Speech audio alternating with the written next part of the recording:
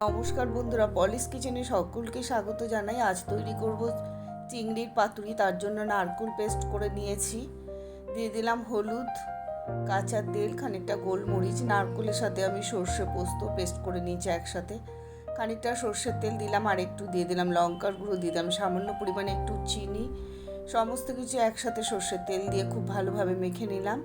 এদিকে একটা কলা পাতা একটু সেঁকে নিয়েছি, সেটাতেও ভালো করে সর্ষের তেল মাখিয়ে এক এক করে চিংড়িগুলোকে খুব সুন্দরভাবে পাতার উপর সাজিয়ে দিলাম।